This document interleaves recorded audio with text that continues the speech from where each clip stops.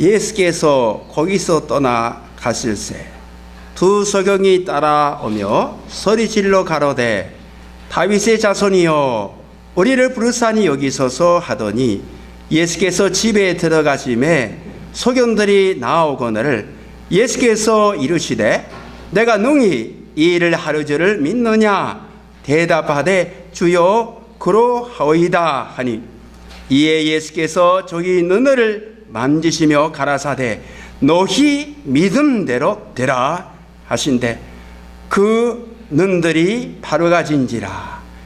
예수께서 엄히 경계하시되 삼가 아무에게도 아르게 하지 말라 하셨으나 저희가 나가서 예수의 소문을 그 온 땅에 전파하니라. 아멘. 왜 예수님께서 이렇게 좋은 일을, 정말 반가운 일을 아무에게도 알리지 말라고 하셨을까요? 그것은 결론적으로 말씀드린다면 메시아 그리스도의 참된 목적을, 복음을 십자가상에서의 구속하시겠다는 그 역사가 방해되지 않도록, 오해를 받지 않도록 하시기 위해서였습니다. 그러나 고침을 받은 두 맹인은 나가서 그 일을 그 온 땅에 퍼뜨렸습니다. 어떤 식으로 전했을까요? 예수님은 인류를 구원하시기 위해서 십자가에 못 박으시겠고 부활하시겠다고? 아닙니다. 그 진리는 베드로를 비롯하여 12 제자들에게도 아직 알려지지 아니하였습니다. 그러면 두 맹인은 무엇을 어떻게 전파를 했었을까요? 아마 예수님께서 내 눈을 만져주시고 눈을 고쳐주셨다라고 소리를 이렇게 외치면서 전했을 것입니다. 그리고 또 한 가지는 너희들의 믿는 대로 되라고 예수님 하셨다. 그러면 우리의 믿음, 예수님께서 그렇게 하실 수 있겠다라고 고백했던 그 믿음, 우리의 믿음도 칭찬받았다. 아마 그렇게 사람들은 전파했을 것입니다. 사람은요, 우리들은 다 무슨 어떤 일이, 좋은 일이 있으면은요, 나쁜 일이면은 거꾸로 되지만은 좋은 일이, 말하자면 맹인이 갑자기 눈이 빨개지는 고침을 받게 되면은요, 가만히 있지 않습니다. 고침을 받았다 해서 이렇게 예단치고 다 소리지르 찬양합니다.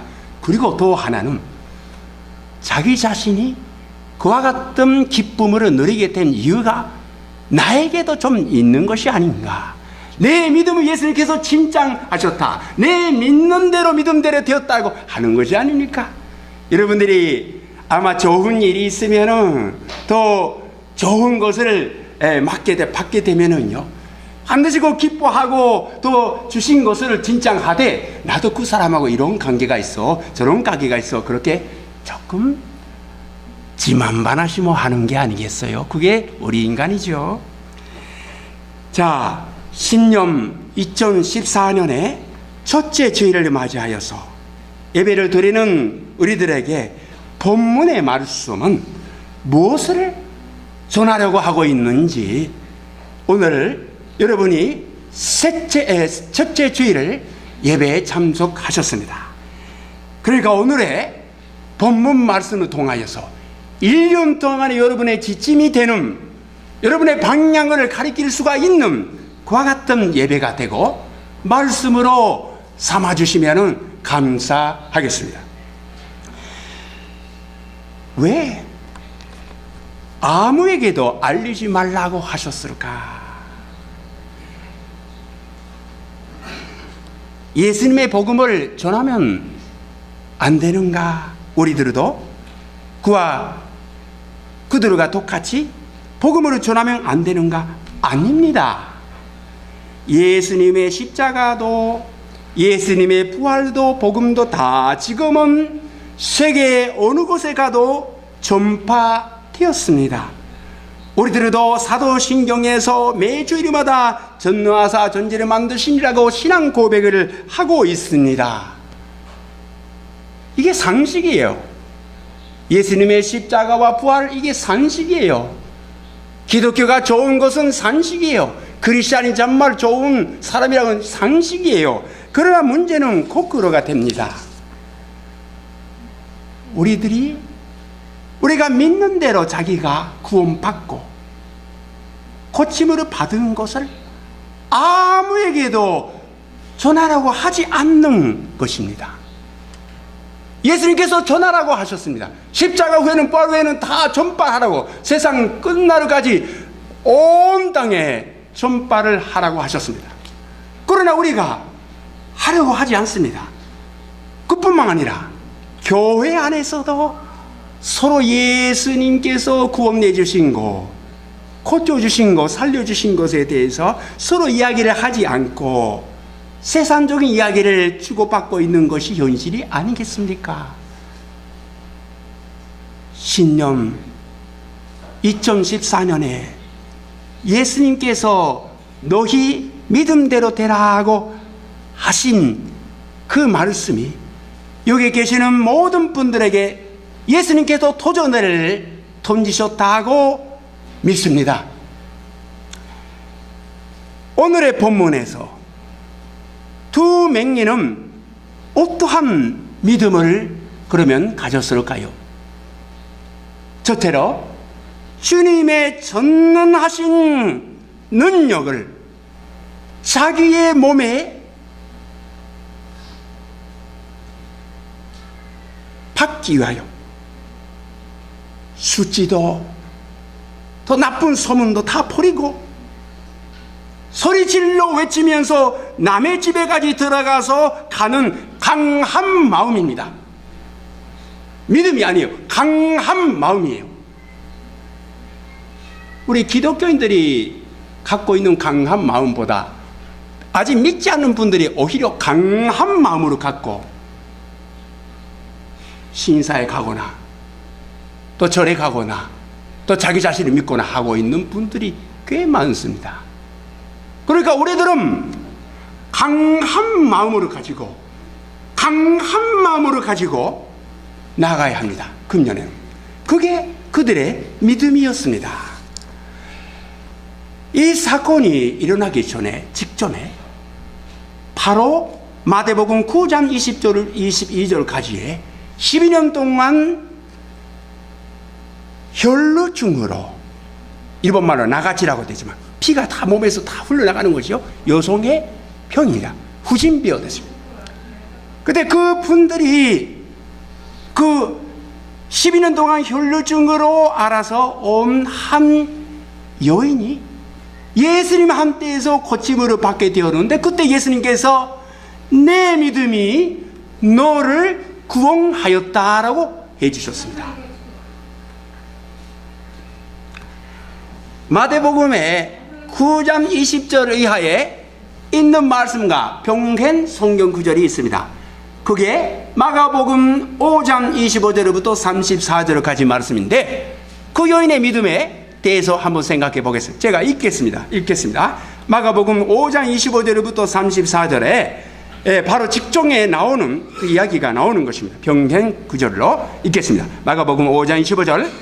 12해를 혈루증으로 알아온 한 여자가 있어 많은 의사에게 많은 괴로움을 받았고 가진 것도 다 허비하였으되 아무 효험이 없고 도리어 더 중하여졌던 자에 예수의 소문을 듣고 무리 가운데 기어와서 그의 옷에 손을 대니 이는 내가 그의 옷에만 손으로 대어도 구원을 받으리라 생각함이로라. 이에 그의 혈루 근원이 그 마름에 병이 나온 줄을 몸에 깨달으리라. 예수께서 그 능력이 자기에게서 나간 줄을 곧 스스로 아시고 무리 가운데서 돌이켜 말씀하시되 누가 내 옷에 손을 대었느냐 하시니 제자들이 여짜오되 무리가 에옷사에 미는 것을 보시며 누가 내게 손을 대었느냐 물으시나이까 하되 예수께서 이 일 행한 여자를 보려고 들러보시니 여자가 자기에게 이루어진 일을 알고 두려워하여 떨며 와서 그 앞에 엎드려 모든 사실을 여쭈니 예수께서 이르시되 딸아 내 믿음이 너를 구원하였으니 평안히 가라 내 병에서 너와 건강하를지어다 라고 하셨습니다. 내 믿음이 너를 구원하였다. 어떠한 믿음인가요? 혈루 중의 여인은 구약의 율법 레위기를 본다면 토로운 사람이었습니다. 혈루증은 토로운 병이와 지금 전혀 관계없습니다. 전혀 관계없어요. 옛날에 율법 구약 성경의 시대의 이야기입니다. 예수님 이후는 관계없습니다. 물론 그렇지만은 그러나 그 시대는 아직 예수님 십자가 전에 이야기였기 때문에 그 여자는 정말 토로운 사람으로서 그 사람이 손대는 것은 다 토로운 것이 되었습니다. 그러니까 사람이 모이는 데서 나아갈 수도 없고 예배에 참석할 수도 그때는 없었습니다. 육체적으로도 경제적으로도 사회적으로도 종교적으로도 다 이렇게 잃어버리는 괴로운 산대에 그 여인이 있었던 것이지요. 그러나 그는 그때까지의 실패나 배신이나 인생의 불행에 체념을 하지 않고 예수님이시라면 하실 수 있다라고 하는 예수님의 전능하심을 믿었습니다. 그리고 자기가 더러운 사람이기 때문에 괜히 사람의 손으로 대면은 얼마나 혼나게 될까, 얼마나 이렇게 야단당할까 그렇게 생각해 두려워했지만은 담대하게 예수님의 옷에 손으로 내밀어서 만졌습니다. 용감한 마음이요. 용감한 마음. 믿음보다 용기가 있는 용감한 마음이에요.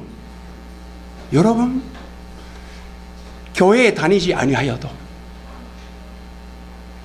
용감한 사람은 대단합니다. 교회에 다니는 사람보다 용감한 사람은 대단하게 보일 때가 많이 있습니다. 우리들은 용감한 마음으로 가지고 예수님을 선택하기 위해서는, 예수님을 만나서 이야기를 듣기 위해서는 어떠한 야단을 당해도 이렇게 매를 맞아도 괜찮다라고 그와 같은 용기가 있을 때에 내 믿음이 너를 구원하였다라고 예수님께서 하실 것입니다. 더 많이 있습니다. 또 한 가지 말씀드리겠습니다. 마가복음 10장 46절부터 52절까지 말씀을 읽겠습니다. 마가복음 10장 46절부터 52절까지 그들이 여리고에 이르렀더니 예수께서 제자들과 거다난 무리와 함께 여리고에서 나가실 때에 디메오의 아들인 맹긴 거지 바디메오가 길가에 앉았다가 나사렛 예수시라는 말을 듣고 소리질러 이르되 다윗의 자손 예수여 나를 부르사니 여기 있소서 하거늘 많은 사람이 그지저 잠잠하라 하되 그가 더욱 크게 소리질러 이르되 다윗의 자손이여 나를 부르사니 여기 있소서 하는지라 예수께서 머물러 서서 그를 부르라 하시니 그들이 그 맹인을 부르며 이르되 안심하라 일어나라 그가 너를 부르신다 하매 맹인이 겉옷을 내버리고 뛰어 일어나 예수께 나오거늘 예수께서 말씀하여 이르시되 내가 무엇을 하여 주기를 원하느냐 맹인이 이르되 선생님이여 보기를 원하나이다 예수께서 이르시되 가라 내 믿음이 너를 구원하였느니라 하시니 그가 곧 보게 되어 예수를 길에서 다루니라. 그 맹인은 사람들이 나사렛 예수여라고 말하고 있었을 때에 다윗의 자손이여라고 불렀습니다. 나사렛 예수는 보통 인간 예수님입니다. 위대한 선생님이지만 인간에 지나지 않습니다. 그러나 다윗의 자손이요라고 하는 것은 구주 메시아 그리스도시다라고 하는 고백이에요. 그리고 사람들이 잠잠하라, 시끄러워, 가만히 있으라 그렇게 했지만은, 그러나 야단 땅에도 관계없이 예수의 다윗의 자손이여 나를 부르사니 나를 부르사니 여겨주셔야지요, 나를 부르사니 여겨주셔야지요. 하도 시끄럽게 했지만 다 무시했다. 가만히 있으라 우르사이. 그러나 계속해서 나갔더니 예수님께서 머물러 서게 되었습니다. 그리고 그를 부르라 하셨습니다. 불러주셨기 때문에 이제 구원을 확실히 받을 수 있다라고 믿고 나아갔습니다.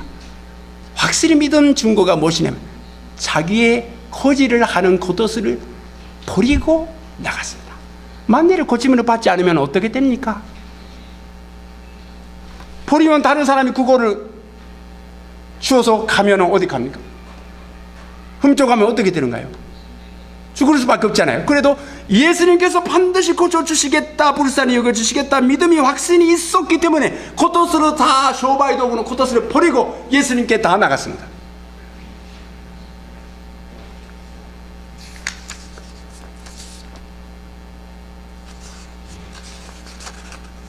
양다리를 고르지지 않고 주님께 모든 생활을 맡기는 결탄의 마음이에요.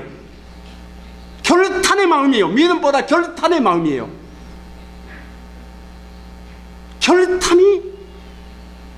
결탄이 있는 사람은 강합니다. 주님께 대해서 결탄한 마음, 그거 구원을 받게 하는 믿음이었습니다. 더 많이 있지만은 시간이 모자라니까 못하겠습니다.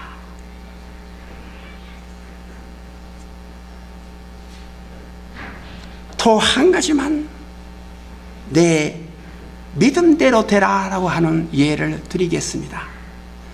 사도행전 14장 8절부터 10절에 사도 바울이 제1차 전도 여행을 했을 때에 그때의 이야기입니다.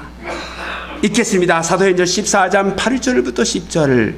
루스드라에 발을 쓰지 못하는 한 사람이 앉아 있는데 나면서 걷지 못하게 되어 걸어본 적이 없는지라 바울이 말하는 것을 듣고는 바울이 주목하여 구원 받을 만한 믿음이 그에게 있는 것을 보고 큰 소리로 이르되 내 발로 바로 일어서라 하니 그 사람이 일어나 걷는지라. 전도를 했을 때에 그들의 종교감 엉뚱한 거예요. 루스드라에 있었던 사람들의 하나님에 대한 생각은 엉뚱한 무지하고잖았어요. 자세히 말씀드리지 못하지만은 그 고침을 받게 되었더니 바울과 바나바를 신이 나타나 해서 제사를 하려고 하고 있는 거예요. 바울이 깜짝 놀라서 아니에요. 참된 하나님을 믿어야 하는데 우리는 인간이에요. 그렇다가 그 다음에 유대인들이 와가지고 그렇게 영감스러운 고마운 바울이나 바나바한테 돌을 던져서 죽이려고 했습니다. 무자구자나 인간들이었어요. 그 무자구자나 엉뚱한 그 사람에 속하는 한 사람이, 그 사람이 발을 쓰지 못하고 그냥 사도 바울의 설교를 듣고 있기만 했습니다. 그랬더니 바울이 많은 사람이 그 말씀을 듣고 있었지만 그 사람만 바울의 말씀에 귀를 기울이고 믿고 구원 받을 만한 믿음을 그 사람의 모습에 보게 되었습니다. 구원 받을 만한 믿음이 있는 것을 알게 되었던 것입니다. 다른 사람들은 똑같이 듣고 있었지만 인간의 말로서 듣고 있었죠.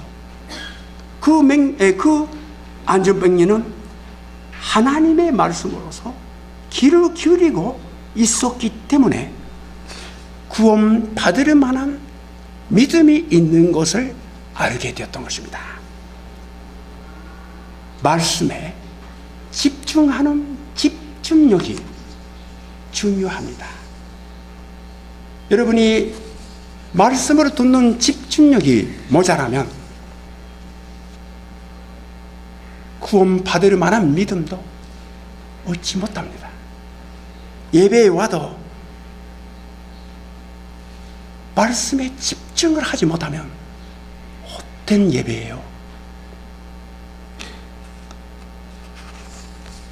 성경 중에는 내 믿음대로 되라라고 하는 사건들이 수없이 많이 나옵니다. 구약 성경에도 신약 성경에도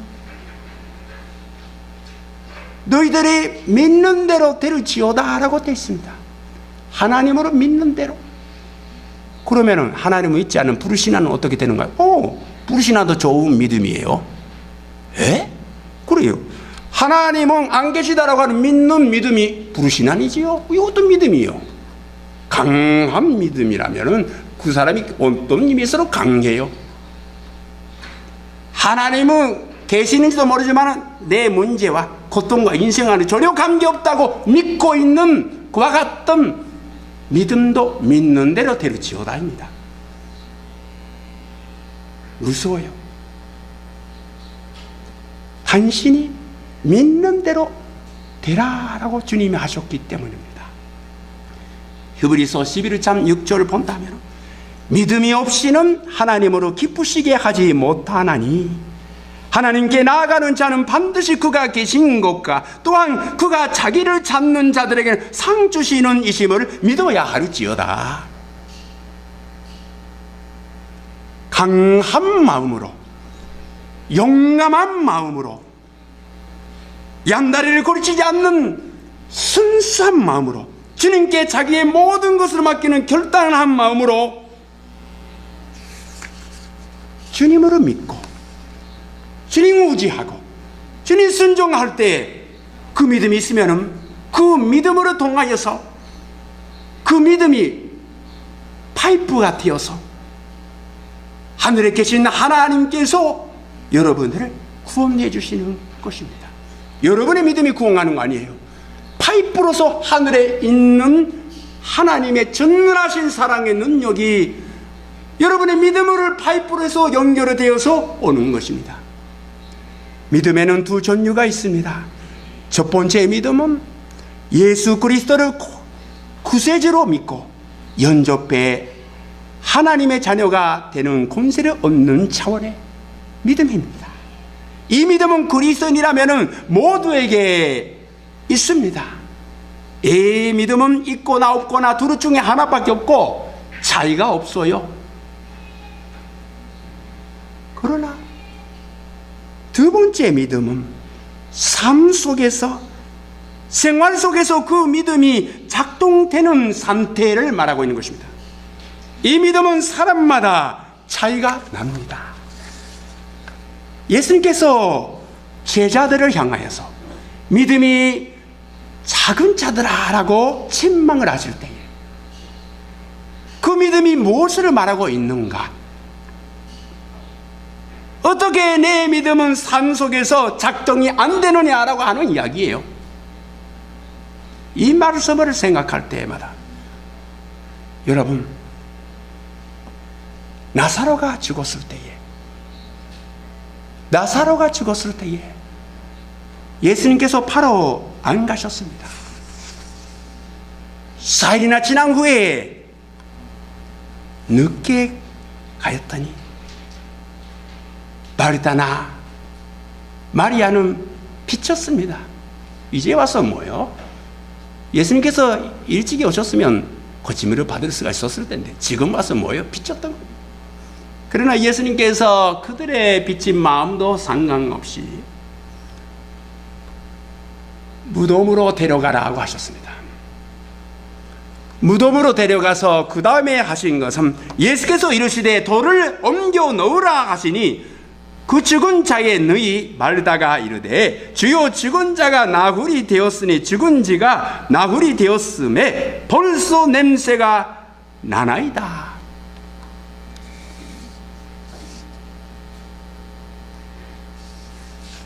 예수님께서 자막사에까라 돌을 옮겨라고 하셨을까요? 자기 힘으로 못하니까 하셨을까요? 아니에요. 신앙생활은 하나님이 하시는 것과 여러분이 하시는 게 따로 있는 거예요. 이것을 이 진리를 모르면 몇십 년 믿어도 소용이 없어요. 구원은 받지, 그러나 잘하지 못해. 사람이 하는 거 따로 있어요. 돌을 옮겨라고 하셨으니 왜 그렇게 하셨을까요?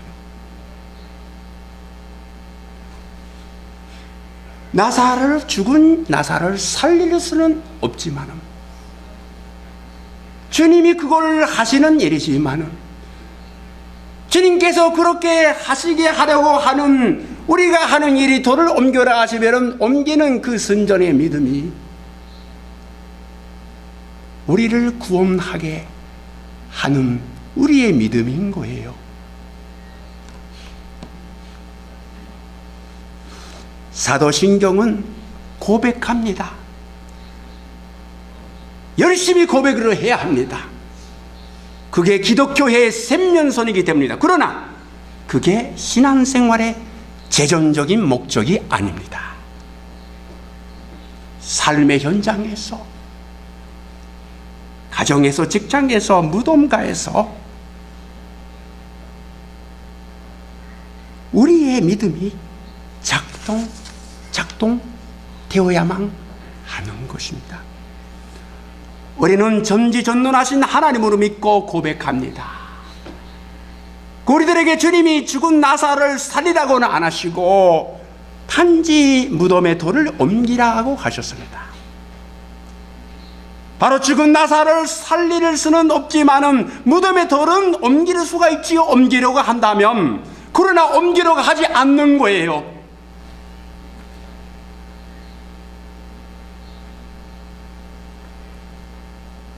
예수님께서 누군가가 오리를 가라고 하면 심리를 가지 마라고 하셨습니다. 오리는 가려고 하면 갈 수 있는 거예요. 그러나 가는 사람이 많지 않습니다. 그러니까 믿음이 작동되지 않는 거예요.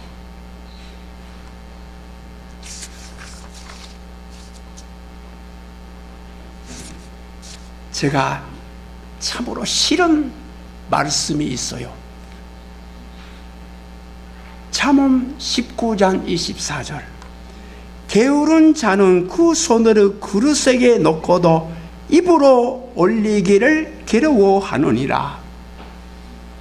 게으른 자는 그 손을 그 그릇에게 놓고도 입으로 올리기를 괴로워하느니라. 타베르 사라니 테이레르케도 뭐それを口に持っていくのが邪魔くさいという 그릇에는 맛있는 음식이 있고 영양가가 있는 거 많이 있습니다. 하나님의 전능하신 능력이에요. 사랑이에요. 연소하심이에요. 그러나 그것에다가 아르고 듣고 손을 만지지만은 입으로 옮기지 않는 거예요. 왜 그런지 아십니까? 나사로의 무덤에 덜 같은 거 우리 마음속에 습관적으로 믿음이라고 하는 그런 게 아니야. 믿음이라고 하는 것은 그냥 하나님께서 해주시는 거니까 기도만 하면 돼. 믿기만 하면 돼. 호소만 하면 돼. 진주로만 하면 돼. 열심히 나오기만 하면 돼. 그렇게 생각합니다. 그러나 그것도 중요하니까 열심히 해야지만 거기에는 그 믿음에는 생명을 맞는 돌이 막아 있는 거예요. 그 돌이 무엇인지 아십니까? 옮겨야 하는 돌이에요. 우리가 하나님의 은혜를 받기 위해서는 기도하면서 하나님한테만 일을 시키는 것이 아니라 하나님이 해주셔야지. 자기는 손가락질 하나라도 움직이지 않고 해야지요, 하셔야지요, 역사하셔야지요, 구원해 주셔야지, 그 사람 도와주셔야지. 자기는 한 푼도 어려운 사람은 도와주지 않으면서 도와주셔야지요.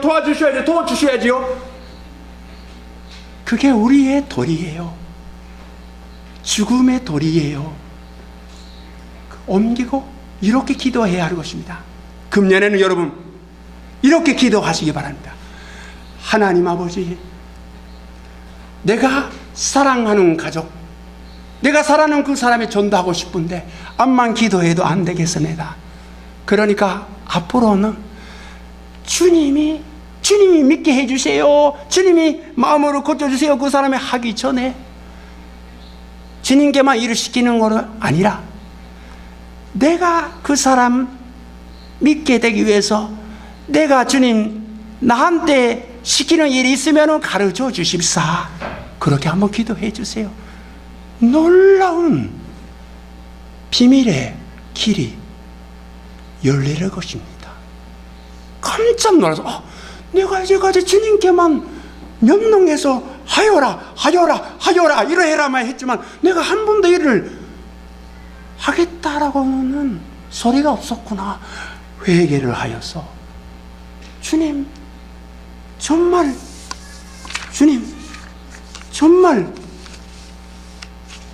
강한 마음과 믿음이 없는 사람보다 강한 마음과 용감한 마음과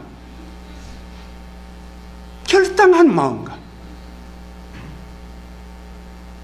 믿음으로 가지고 자기의 돌을 옮겨주십사. 주님께 나아가는 결심을 하실 때에 금년에는